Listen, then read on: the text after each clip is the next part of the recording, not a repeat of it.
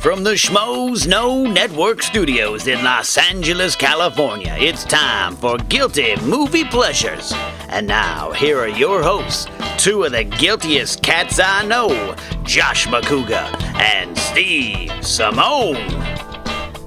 All right, Schmoville. Coming in hot today, Mr. Simeone. We are just on fire. I know. We've been waiting 2 weeks for this. I know. Last week we came in, there was just a minor snafu, scheduling wise. I apologize because we were supposed to do it Monday and my flights got all messed up. And then we came in Tuesday. It was just, anyway. People have been patiently waiting for this GMP. Thank you, guys. Thank you so much, Schmoville, as always. And before we get into it, first of all, last week we hit number 3 on iTunes. Yeah, that's incredible. At one point we were 2. I don't know if you saw that picture. I did see that. We were number 2 on iTunes, guys. Thank you guys. Thank you guys so much. I mean, how does that happen?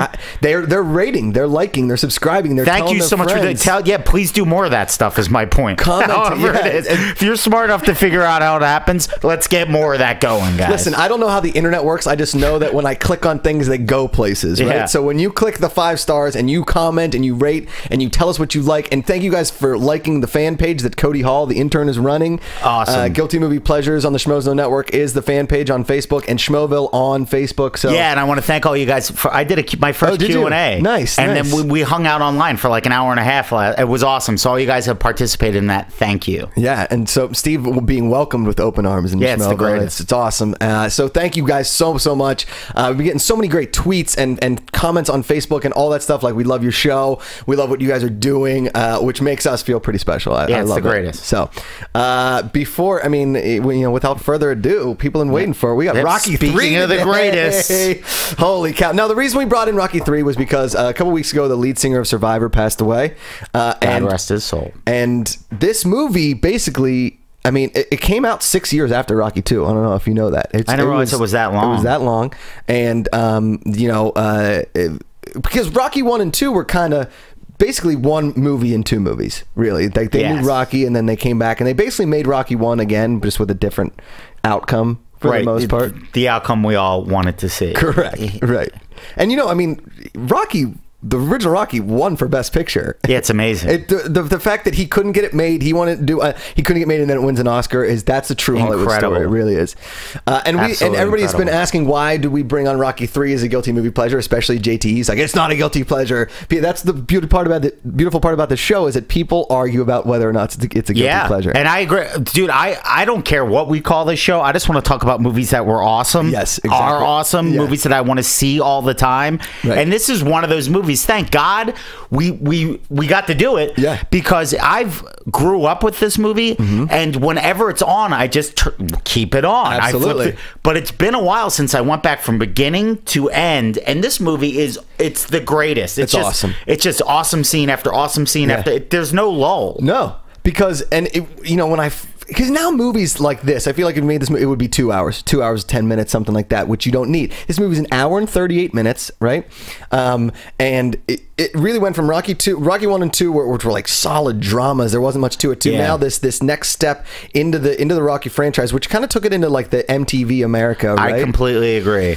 This was essentially a music video for Eye of the Tiger. Yeah, it was, because it starts out, well, like every Rocky movie, it starts out with how the fight ended, good. Which is great, and we see him beating Apollo, and then, new world champion, and everybody's pumped, and then it goes into this insane montage with an introducing Survivor's Eye of the Tiger, which, because like you talked about when it debuted in Philadelphia, when it debuted in Pittsburgh, listen, there isn't a pump tape that didn't go by in high school or grade school that didn't have Survivor Eye of the Tiger on it. Right? Me and my brother shared a sports Walkman. Do you remember those sports Walkman? Yellow one? The yellow ones, right? And we would alternate week to week mowing the lawn. Now, if my dad had his way, Ben would only mow the lawn because he is so good at mowing lawns. Right. And I mowed the lawn like a drunk dude. Like, it was just like zigzags wherever I kind of wanted to go. My dad would come out and just like, oh, God, it's so I guess that's good enough. Yeah, right? So, but we would share it, and there was always a pump tape from like either from Ben's soccer or basketball, from from a mixtape that I made. To get you in the zone. Correct. To get me in the zone before a swim meet or whatever. For your own training montage. Exactly. And Survivor Eye of the Tiger was on every single pump tape without a doubt. It just digga, bam, bam, bam, bam. And if you don't get pumped up, listen to that song, you're an idiot. Yeah, you are. You have it's no impossible. Yeah. I was watching Rocky 3 last night working out, and usually the workout goes about 50 minutes. I stayed the whole, and I was boxing by myself. Oh, it's the greatest. Because there aren't. Before we get into the plots, I think let's screw it. Let's just get into it. Yeah, okay. We go in. Now Rocky, it's not a training montage to open the movie, right? No. It's a life montage. Yeah, he's just killing life. Right. And he's fighting dudes like, hold on, let me pull up. This dude's name that he fights that's on the marquee is... There was some fantastic names. His name is Big Yank Ball. It's one of the dudes that he fights in Vegas. He gets it, just says Rocky versus Big Yank Ball. Oh, okay? That's hysterical. That guy is either a ex-porn star or getting into porn, or like a serious insult against the Asian community. Oh, like, that's Big Yank terrible. Ball. What? That's terrible. And so he fights. So anyway, so we're in this life montage, and obviously, like, we see him, and in only a way Rocky can do, because there's no other boxing matches where you're punching a dude and they are flying into the ropes. Like it's WWF. Right. Yeah, well, those boxing scenes in all the Rocky movies are the greatest. The slow mo, and people are like, no! It's the best. Don't hit him that hard. Yeah, but Rocky's killing life. We see all this. He's smashing all of his opponents. What's he get? Like 10 title defenses. Yeah. So Rocky's life's here. Maybe Paulie's life isn't as good as Rocky's, because that's where its story kind of picks up. What's crazy is that, like, it starts in his first title defense, right? And Paulie's already pissed at Rocky. Like, we don't even know why he's pissed. It like shows him in the crowd, and Paulie's like, I don't like him. Yeah. And he's got his hat and his hair's all tousled, and he's he's not getting the attention that he should get, right? But we don't know. Like, all we keep seeing is Rocky killing it. Yep. Right. Then this new dude, we see him in the crowd watching him, which is the debut of none other than Mr. T. So awesome. Little known fact: 1,400 guys auditioned for that role. Wow. Right? And they picked up Mr. T, diamond in the rough. Yeah, they did it perfect. I wonder if his hair was like that going in the audition. I would love to interview Mr. T. Was it? I'm not certain, but I'm pretty sure he had won that like toughest bouncer contest on NBC or something like that.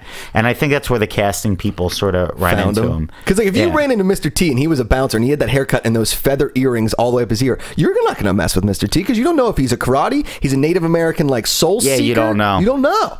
You don't know. So he's in the crowd, and now Clubber Lang we get introduced. That's the guy's name is Clubber Lang. Tremendous. Okay, whoever is in charge of the Rocky franchise and the names that they came up with, beyond genius. That like takes the McRib, throws it on the ground, and lights it on fire. It's very comic bookish when you think about it. A lot of the names in the Rockies. Apollo Creed is the man's name. That's a comic book. Yeah, it's priceless. Clubber Lang. Amazing. Okay. Spider Rico from the first Rocky. Remember, that's the first guy. Who'd you fight? Spider Rico. Yeah. That bum. Yeah. But Spider Rico is the guy's tremendous name. Amazing. And a lot of people are asking like why we're doing Rocky 3, why not 4 or 5? We're going to do 4, and we're going to do 5. Yeah. We're not in a row. That's specialty moments. I mean, our Christmas edition might have to be Rocky 4 because it takes place on Christmas Day. Yeah, at least we don't keep our people behind walls. Remember Paulie gets off the plane in the Eagles hat? As a fan, I hope they have my comics there. So we're in this montage, and if you notice one thing about every montage where somebody gets rich, there's always a motorcycle scene, because that's hysterical. If you're going to spend your money on something stupid and you have disposable income, you spend it on a motorcycle, ladies and gentlemen, because they're just stupid. Well, you know what I really did notice when we come out of that montage and Paulie's been arrested. Yeah. You see Rocky, not only does he have the Maserati, yes, he upgraded from the IROC or the Trans Am. He had a Trans Am. Yeah. And then he's got he's like the dapper. Oh, I mean, dressed to the nines. Dressed to the nines. I was watching Rocky 3 and I'm like, I need to go find some Rocky 3 clothes. Like when I make it, watch, the camel hair overcoat, and there was nothing better than the Rocky 3 sweater when he's having the makeout scene with Adrian during the picnic. Yeah, with the flower, they like cut to a flower and they're rolling in the grass, and the motorcycle's just parked behind them. Like, let's take the motor, and they're driving motorcycles, no helmets. Neither one of them have a helmet on. It was the 80s. It was the 80s. Nobody cared. The funny thing is, if you notice, Paulie walks into that arcade, right? It's the end of the training montage. He's hammered. Yep. And I wrote up on this board over here, which the fans can't really see. Is Paulie the greatest movie drunk of all time? When he's drunk, he's good and drunk. Oh, he's great. You know? I think... Do you know who my favorite movie drunk of all time, though? Nicolas Cage in Leaving Las Vegas? No. The uncle in It's a Wonderful Life. because he's singing "I am my wild Irish rose." Uncle Billy remember, and he had to tie the string around his finger to make the bank deposit. What do you mean? And Potter stole it. It sets up the whole movie. So I love Paulie. Paulie might be he might be the best ungrateful family member in the history. Without a doubt. Right? Just give me a job. You're rich now, you jerk. You remember I don't sweat you. I love how that's it. It's his line. Like, I don't sweat you. He said it to Apollo. He said it to Mr. T. He said it to Rocky. He said it to Thunderlips too, didn't he? Thunderlips too, yeah. Paulie was trying to get something, like he was trying to get a slogan read. Like he was trying to get a catchphrase on a T-shirt. It basically was, "I don't sweat you." It just never really took off, unfortunately. Oh, it was so great. I feel like we should get T-shirts made that say, "I don't sweat you." Be the best. Oh my god. And draw a cartoon Paulie. Yeah. And Paulie is the perfect cartoon guy because you got the hat. You could just do the outline. Cigar. Anybody out there in Schmoeville that wants to design a T-shirt for us, just black and white, that says "I don't sweat you" and has a picture of Paulie, we will gladly get those made and we will send those to you. Just don't you have to live in the States because we don't ship international.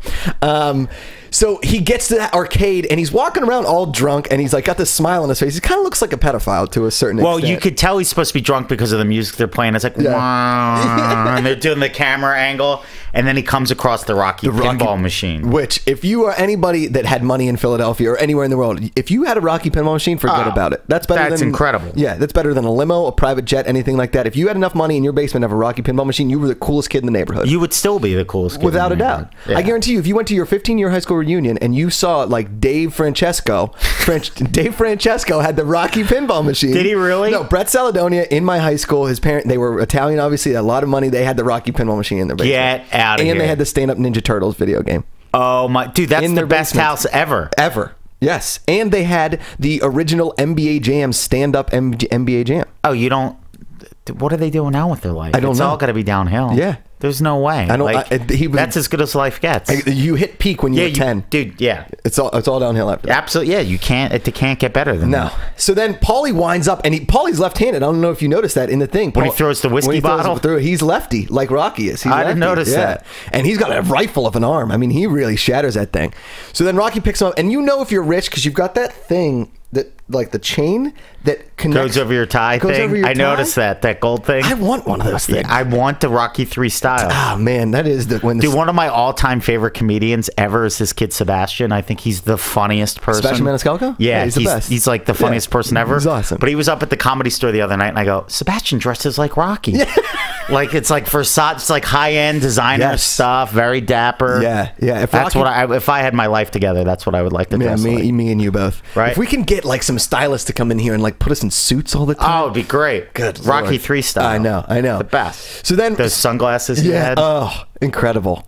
Just taking it to a whole new level. So then he goes back to the house, and you got well this is what happens. I think we have to set we see Rocky's life flying awesome. He's knocking everybody out. Yeah. Everything's great. There's this mysterious man who's very intimidating. Right. Just watching him like this, shaking his head. Yeah. He's with ill will. Then Rocky's best friend Paulie his life's spiraling out of control. Mm-hmm. He throws a whiskey bottle, gets arrested. Rocky bails him out. Rocky's dressed like a straight G. He's driving a Maserati. Paulie starts to fight with him, and then he was just like, "Friends don't own friends." Yeah. Right? And he get this stupid X-Lax watch. It's supposed to be Rolex. And he's, "What do you get? You let Mick live with you?" And you notice he pulls it off, and it's elastic. It's an elastic banded watch. Hysterical. It's awesome. Yeah. And then he was just like tries to fight Rocky. Yeah. Because he doesn't sweat him. Yeah. I don't sweat you. Yeah. And then he's out of breath. Whoa, you're crazy. Yeah. And then, boom, he gets him a job. All Paulie wants is he wants That's all he just wants. Most angry people just want to hang out. Yeah, that's the button. That's the comment. All you had to do was ask. So then, flash forward, they're doing a charity event, and in walks Thunderlips. Oh, it's the greatest. Because now Paulie's in the house. Yeah. He's hanging out with the kid. Mickey's in the house. Yep. He's reading to the kid. It's all just fun and games. It's the perfect life. Right. And then Rocky's got the charity event with Thunderlips. And this is the introduction, really. And you were telling us a story about Thunderlips as Hulk Hogan, yada, yada. You were saying he was a big deal before he was Thunderlips. Well, he was a wrestler. A lot of people don't think he was in the WWF before Rocky 3. But he was for a little bit. He did have a little feud with Andre. I know way too much about pro wrestling.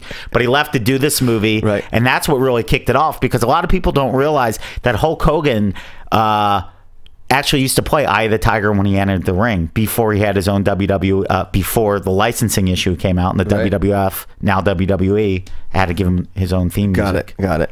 Now, I don't know if you know this, but one of our favorite songs, You're the Best Around, by Joe Esposito, which ended up becoming the theme for Karate Kid, was the original choice for it wasn't Survivor Eye of the Tiger. Get out of here. He wanted, Joe Esposito wanted, and then Rocky heard it, or Stallone heard it, he's like, I don't know if this is right or not. But that originally Joe Esposito's Best Around was in line to be the Eye of the Tiger song. That's incredible. Yeah, but instead went to Karate Kid. So you're talking this Joe Esposito was on the cusp of being in a Rocky franchise, but then ended up in Karate Kid. I mean, in the 80s, that's the closest second you're going to get. Yeah, I once read an article where they were like, Karate Kid was just Rocky for teenagers. And I was like, oh, yeah, totally was. Nailed Mr. it. Miyagi, Mickey, karate, boxing. Right. Wait, let's not forget the director who directed the first Rocky directed the Karate Kid. There you go. John G. Avildsen. Yeah. Wow, look at JT coming in hot from the booth. What? So now we got now we're at this thing, and in walks Thunder Lips. It's the greatest thing ever. And in real life, Hulk Hogan's 6'6", and Rocky's like 5'10", right? Balboa, or Stallone's 5'10", something like that. JT, how tall is Balboa? He's like 5'7", 5'8". Okay. In real life, in a movie, he might have been more. Right. Well, in the movie, they say he's 6 feet. Right. And they make Thunder Lips 7 feet tall. Yeah. And they make him bigger than life. So when he's walking in, Paulie's like, "Who's carrying him?" He's like, "Nobody's carrying him. It's He's him walking." Right. Oh, it's the greatest. And he has and let me read the quote, because the quote's incredible. Thunder Lips comes into the ring, and he's got like 4 girls, 4 babes. The best. As my dad would call. I don't know, did your dad call girls babes? Hey, look at those babes. Hey, buddy. So my dad called them babes too. So in walks Hogan. He's got like one of those pimp hats on, just like a robe undone, right? And he's gigantic. I mean, he's huge. And he just grabs the microphone and he goes, "To all my slaves, slaves out there, right? To all my love slaves out there, Thunder Lips is here in the flesh, baby. The ultimate male versus the ultimate meatball." And then dude, it doesn't get any better. Dude, the best. And there's actually a quote that I've actually tried to base part of my life on right before that. As he's walking towards the ring, and everybody's like, "Is this a good idea?" Yeah. And Mickey's like, he says something like, "Why would you do this?" And Rocky's like, "It's for charity." And Paulie's like, "Nobody would do this much for charity." And then Rocky goes, "Bob Hope would." And Mickey's like, "Yeah, you got a point." So like whenever I get offered a gig, I think of that and I go, "Yeah, Bob Hope would do this." Absolutely.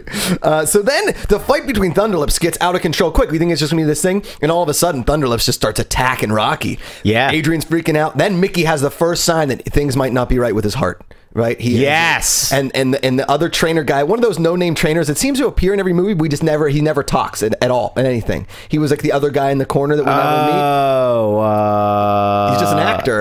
Is it Al Savani? Yeah, Al Savani. Right. Yeah, I think he's a legendary cut man. Oh, okay. I honestly think that's who you're talking about. I'm not sure. Well, he's the only other guy in the corner. Okay, right? yeah. And Mickey has like the thing collapse and whatever. Then Thunder Lips throws him in the crowd. Everybody's freaking out. Adrian's freaking out. And his mom, like the kid, little. Do you know what this is based on? This is based on the actual Rocky guy fighting Andre the Giant. No, and then also Gorilla Monsoon was going to fight Muhammad Ali. Oh, really? Yeah, Muhammad Ali took a jab at him. Gorilla Monsoon slipped the jab and just picked him up off the ground and put him in the airplane spin and dumped him on his head. Get out of here. Yeah, the coolest. Oh, that's awesome. So then, and originally, the stunt man that gets thrown in the crowd, Frank Stallone wanted to do that. Why? I don't know. And Rocky said, no, it's too dangerous to use the stunt man. Frank Stallone wanted to do it, whatever. Didn't do it. Then Rocky goes street, Philadelphia. Yep. Cut my gloves. Cut my gloves. And then Paulie just has a switchblade on him. Of course he does. Of course he does. Cuts the gloves, and then Rocky starts going at the body. And now Mickey's like telling him to actually box the dude with his like, "Body, hit the body, hit the body." Then it's over. The guy with the long mustache just calls a draw. Yeah. Leroy Neiman, I think. They take a Polaroid, whatever, and they're all... Yeah, Leroy Neiman, you're right. Yeah, and famous artist. Yeah, and he's the one that did the art at the end. Which we'll get to.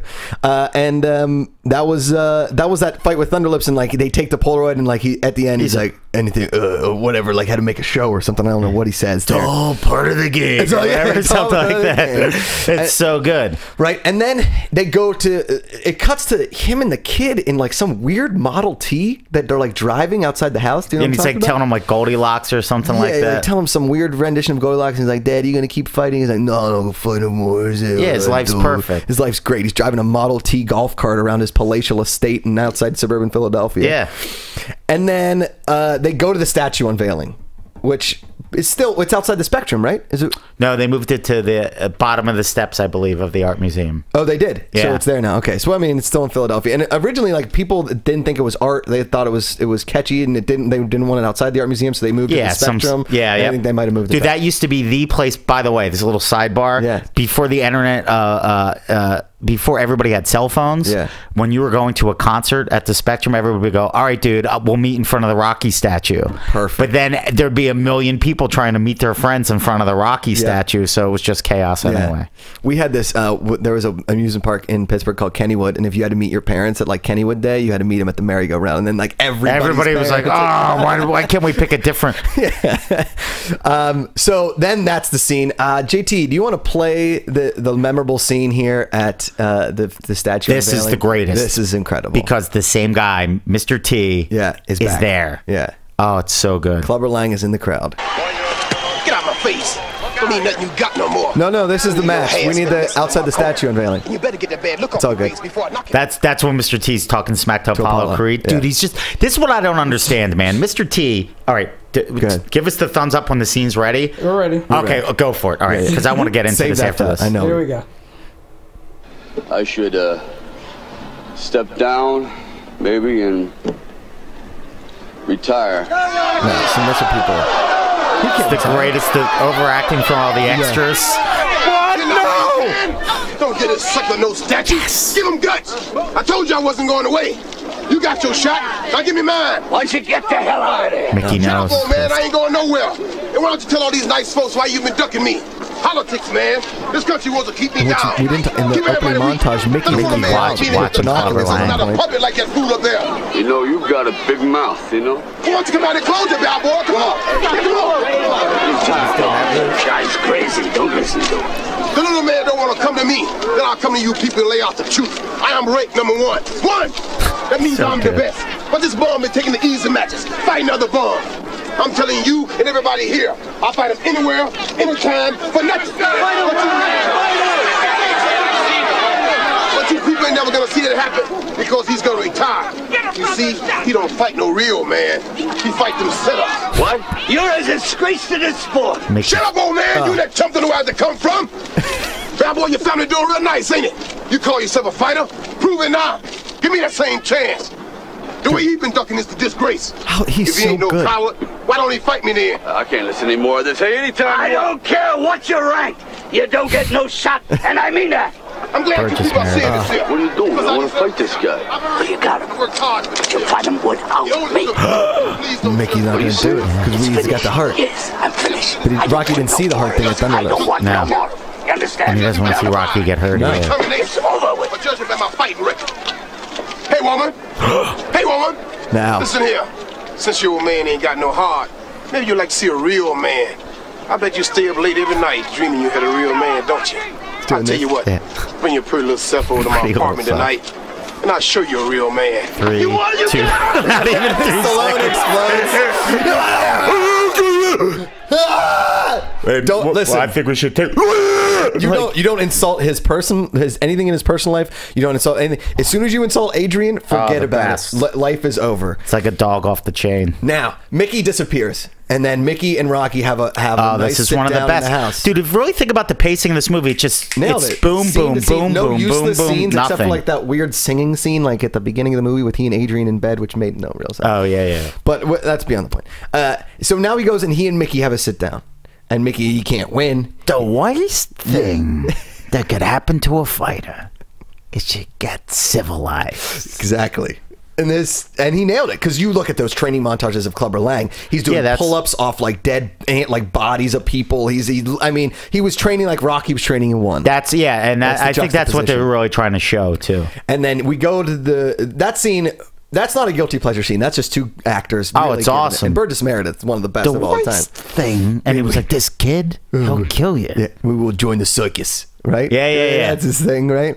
And Burgess Meredith, I don't know if that's written or that's just Burgess Meredith. Oh, he's so awesome. lovable. The best. I mean, like, he really, because I still get sad when what's about to happen, what we're going to talk about, because Burgess Meredith was so good in these movies. It was incredible. And you could tell he loved him, and he was like, hey, man, this dude's a killer. He's not a normal boxer. No. And then Rocky's like, hey, what if I really bust my ass training? Right. So Mickey reluctantly agrees to let him take the fight. Sure. And Mickey knows in his heart of hearts that he really shouldn't do that at all. Yeah. And Mickey, go out on top, just man. Go out on top. But you got the money. Listen, you got insulted the house. Adrian. This is it. You don't question an Italian guy from Philadelphia's manhood, right? Lunatics. So he got the South Philly lunatics. Oh, crazy. So he figures training camp. The best place to have training camp is at the Ritz-Carlton Grand Ballroom. Yep. And he's got the band. That was the best. The Italian band. The guy's got the accordion, and for some reason, bubbles are floating out. And Mickey hates the bubbles. Hates it. Yeah. But, it's not a gym. He's not training hard at all. He's taking on a juggernaut. He's taking on probably. Look, Apollo Creed was the best boxer Rocky probably fought. Sure. But this guy is a force of nature. Right. And he just hits. I don't think any of his fights have gone over 3 rounds. No. He just hits like a truck, and he is so close to what he wants is the title. He can taste the blood. Rocky's got the fight of his career coming up, and he's not taking it seriously. Clubber Lang's like the Gary Busey of boxing at this point. He doesn't have anything up on his head but beating the crap out of Rocky. Like, he's gonna kill him. Like Steve Buscemi and Billy Madison, where he's just got the list of people he wants to take out with his sniper rifle, and then puts on the lipstick he just wants to take out.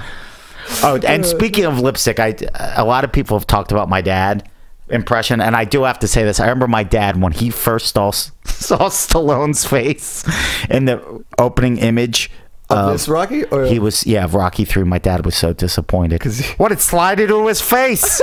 He looks like a broad. And they even mentioned that his plastic surgery in this one. They're like, "Oh, you pretty yourself up" or something like that. Yeah, he definitely did. Yeah, your dad had to be angry. So angry. I remember my dad. I remember the first time. Basically, we always talk about the first time we pretty much watched this movie. We were down in the basement, which is where the Macuga boys always watch the cool movies, right? Yeah. And my mom was upstairs. It was a Sunday afternoon because that's when remember movies used to come on Sunday afternoon. It wasn't during football season, but it was still cold outside. So you were in the basement watching movies on a Sunday. You finished your homework. Your mom was upstairs cooking sauce. The best. And Rocky 3 comes on, and my dad's like, I think it's time you kids watch this movie. And we're sitting in the basement, and after that, my dad just starts setting up. He builds a heavy bag out of pillows. He's like, oh, you're gonna put, we're teaching boxing, and dude, it was the best. That's awesome. Yeah, it's the best. So he goes to this. He's in this training montage in the Ritz-Carlton, and I don't know if you know this, when he's on the bike and the woman's like, Rock, can I have a kiss? That's his first wife. Okay, the blonde. The blonde. Okay. So they're training, and kid, they get to the end of the sort of montage, I guess, like, kid, this is cool, let's go out, this is great, like me and you, whatever. Yeah. And then they get to the actual fight. Yeah. Right?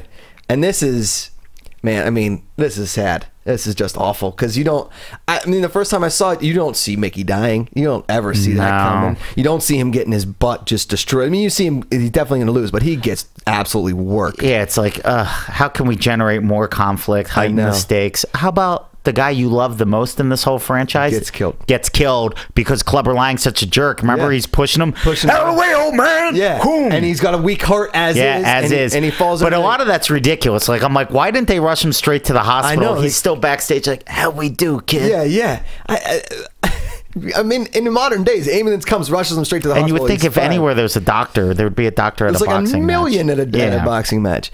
And then, he has that moment, and then the first time we see Mickey's last name is when they put him in the tomb. His name's Mickey Goldmill. Yeah, the best. And he's a Jewish guy, and Rocky's reciting the Jewish funeral, whatever. Yep. And now Rocky, it's the lonely montage time. They're playing they're gonna fly now on the piano, and he's walking around old Philadelphia, and he throws the helmet at his statue off the motorcycle. Yeah, because he lost it. He got his ass kicked. Right. So Mickey drops before the fight. Yep. Clubber Lang beats him horrifically. Destroys him. Yeah, and I think it was within 3 rounds. Oh, knocked him out in the second round? Yeah, just lumps him up. Yeah. Goes through him like a freight train. Oh, yeah. And now Rocky's questioning everything. So they're in their old gym. Rocky hits in the punching bag. I forgot. Yes, this is the best. And walks the silhouette of Apollo. Got to hit it straight. You can't hit it from the side. You got to hit it straight on. I'm going to tee you. Apollo? Yeah. What are you doing? Well, I waited by your house for an hour, and your wife told me you might be here. So now Apollo. This is when the movie gets awesome. Because now he offers to train him. Dude, this is like when, in in Red Dawn when the Wolverines finally come across and they start taking down spray painting stuff. Yeah, like two forces of nature have joined together. Foes become friends. Oh, it was so great. I remember being a little kid. I was like, this is the greatest thing ever. I mean, can you imagine the pitch room when they're pitching this idea? They're like, Rocky is going to get trained by Apollo. Everybody's like, what? Yes! Genius! Carl Weathers is like, they're bringing me back for Rocky 3 and I'm going to have an even better part. Dude. So now they're like, we got to take it back. And if you notice anything in these like 80s movies, they make every city look super dangerous. Yeah. Like, there was a reason why I was scared of going into the city, because I thought that as soon as you went into a city, it was just going to be all homeless people and you're going to get killed. Yeah. Right? Everybody was bad. This is what happened. Because Carl Weathers offers to train Rocky, and he was like, well, why would you want to do it? And he's like, we'll talk about it later. Right. It's a little creepy. Right. We don't know. But what he says is essentially, that's where he coined, I think it's in that gym scene. No, it's later. So he brings him to L.A.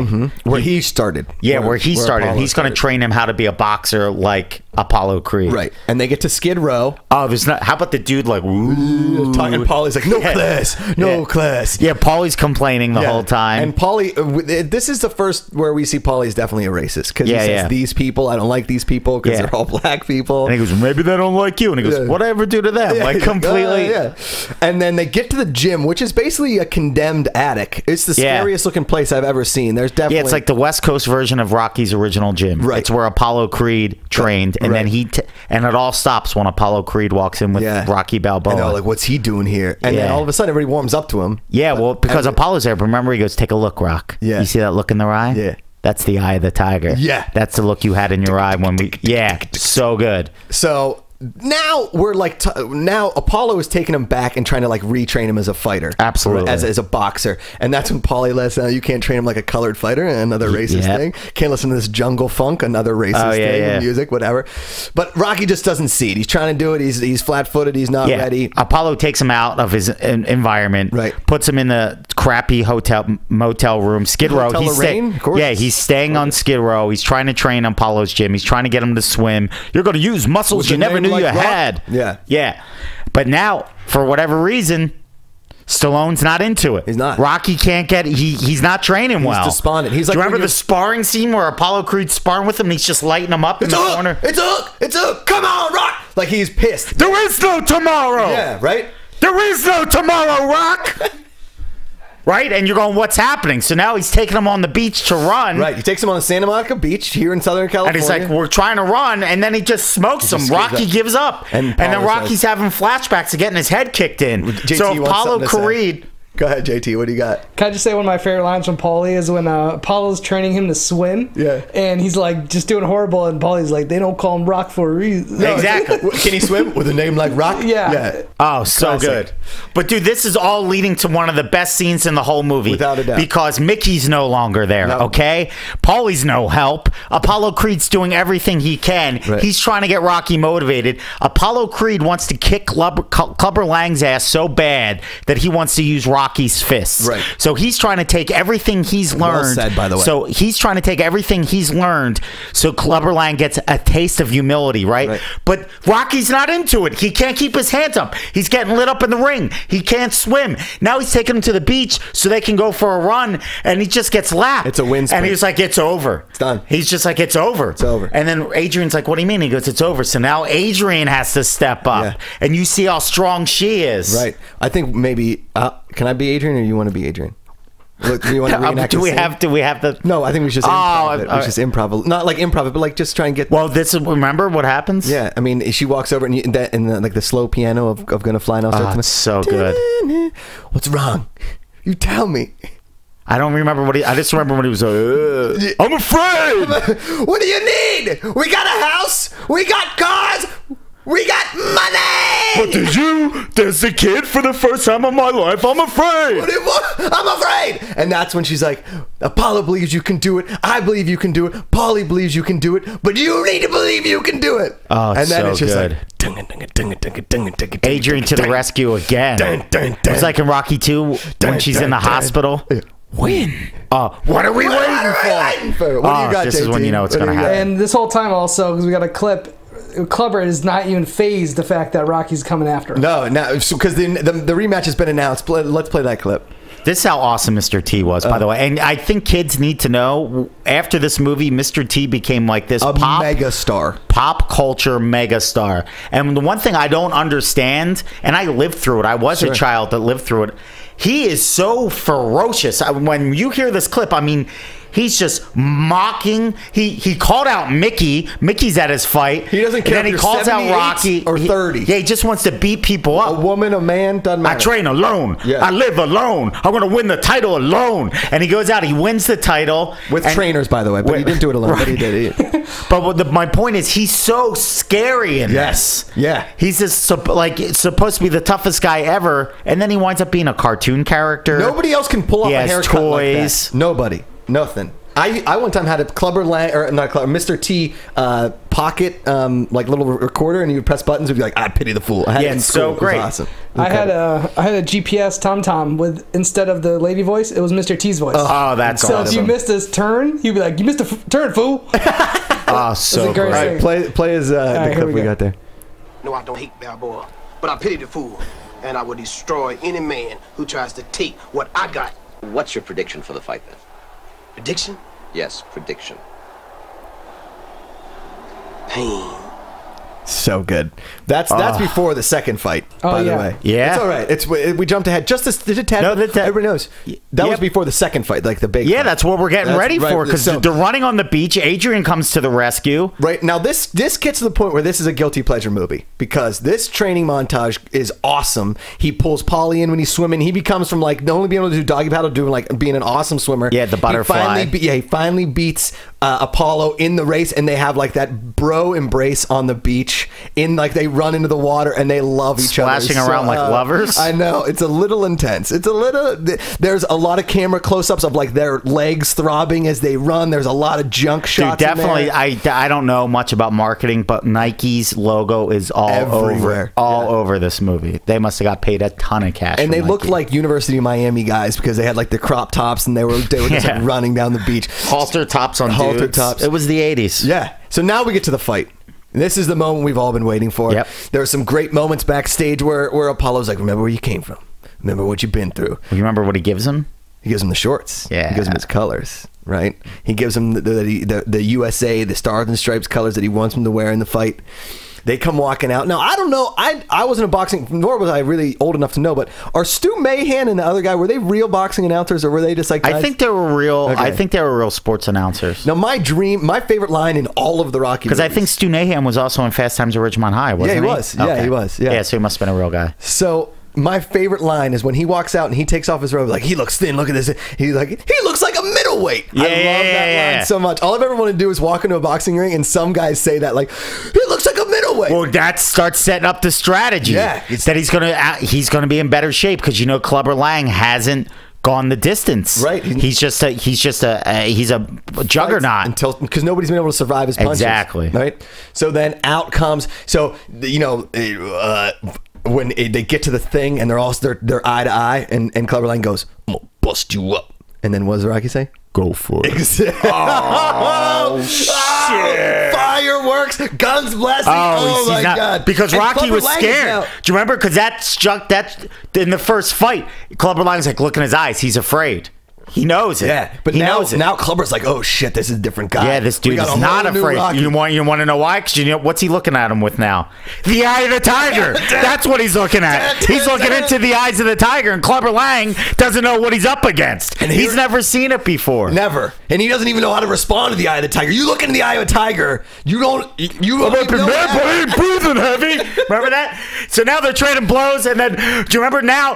Clubber Lang's putting it on Rocky, but then Paulie's. The one that knows him best goes, no, he's not getting beat up. He's getting mad. And he comes back after round 2 and he's like, I know what I'm doing. I know what I'm doing. It's a strategy. He's like, don't show me, just do it. And he goes out there, and now Clubber Lang is exhausted. He's swinging. and this is the moment where you're thinking Rocky's in the middle of round 2. You're thinking Rocky's getting killed, and Rocky just is like starts getting hit. He's like, you ain't so bad. You ain't so bad. Give me what you got. Give me what you got. Move on. And my grandmother hits harder than that. Yeah. You know how many times I used Rocky quotes when fighting one of my brothers? Oh, every time. Every time.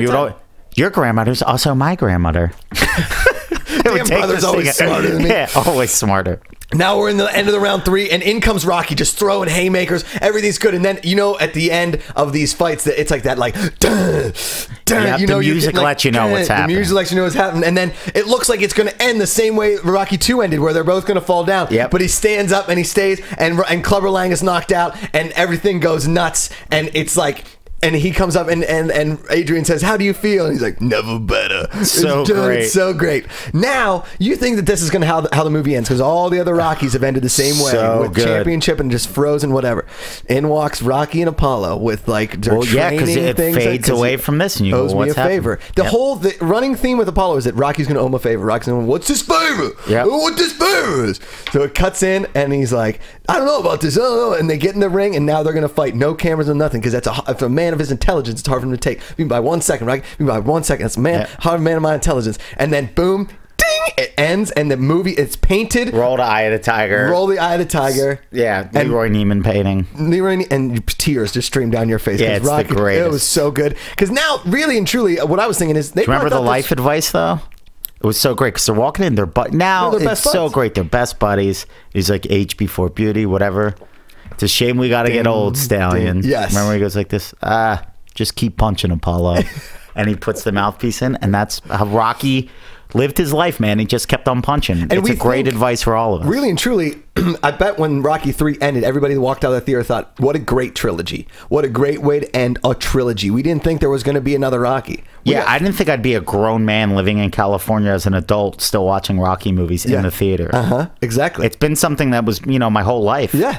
And say whatever you want about Sylvester Stallone, like to create a character that's just so accessible to everybody that everybody can relate to. Yeah. I mean, he made a career out of being a totally fake boxer. He got hit by Joe Louis one time and got knocked out. I'm sure. You don't, like, actual boxers. Go ahead, JT. You popped up. He's in the Hall of Fame of boxing. Yes. Right. Amazing. Sylvester Stallone is. He loves boxing. He started that. What was that reality show he did? The Contender. The Contender. Great show. He's always in the background of some, like, boxing match, whatever. But when you went into boxing, everybody always said, "Well, you're gonna be like Rocky. You're gonna be like Rocky." That was everybody's dream. When you were a white kid growing up, it's like an Italian. It didn't matter if you're in Philadelphia, Pittsburgh, Omaha, Nebraska. You wanted to be Rocky Balboa. Yep. Until I saw the scene where he goes, "Cut me, Mick." Yeah. And he had a cut and the blood just went flying. I was like, okay, as a little kid, I'm like, I'm all right. I'm good. But that was our guilty movie pleasure, Rocky 3. Way too much fun. It was awesome. Dude. Yeah, and I'm glad I got to go back and watch it. I mean, it's a lot of fun. There's some great moments, and there's some flat out ridiculous moments in that movie. And that's what makes a guilty movie pleasure a guilty movie pleasure. Yeah, and we will do Rocky 4 and Rocky 5. Yeah, Rocky 4 was great. Without that a doubt. soliloquy at the end. Views can change. We all can change. It just flies by whenever we come in here. It's so much fun. And thank you guys always for watching. Go to iTunes. We're gonna tweet out the links at Josh Macuga, at Steve Simeone. What you got upcoming gigs you want to? Friday, October 3rd, I'm going to be at the Melrose Improv. I'm going to headline that. Beauty. And there's I also do another podcast called Good Times. Good Times. And I had the pro wrestler Roddy Piper on episode 3, where he talks about how he really wanted to beat up Mr. T and how he was going to do it. Because as we were talking and how great Mr. T was in this and how scary he was to us, to somebody like Roddy Piper, he was like, he's just an actor. Yeah. And I'm a legit tough guy, and I'm going to prove to him the difference between a real life tough guy and a movie tough guy. He never got the opportunity. Oh man, you got to listen to Good Times. Yeah, and listen to that episode. So go listen to Good Times with Steve Simeone. Next week, I think. Next week being released is The Maze Runner. It's a movie about kids in a maze. I figure maybe a good idea would be to do Labyrinth. You want to do Labyrinth? Oh my God, yeah, let's do it. Labyrinth. So next week, and I got I got a David Bowie story that'll blow your mind. So that's for all the listeners next week.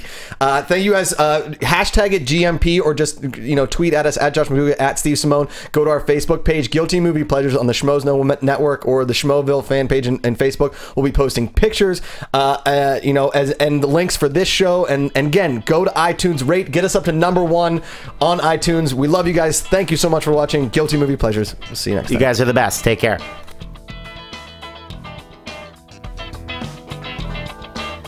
From producers Christian Harloff, Mark Ellis, and the entire Schmoes Know Network crew, we would like to thank you for listening to Guilty Movie Pleasures. What's your pleasure? Special thanks to Kevin Undergaro and Maria Menounos, the author of Every Girl's Guide to Diet and Fitness, in stores now. To watch or listen to other Guilty Pleasure movie episodes or other episodes of the Schmoes Know Network shows, get movie news, or to join the conversation, be sure to visit schmoesknow.com. I'm the Pit Boss, and this has been a presentation of the Schmoes Know Network.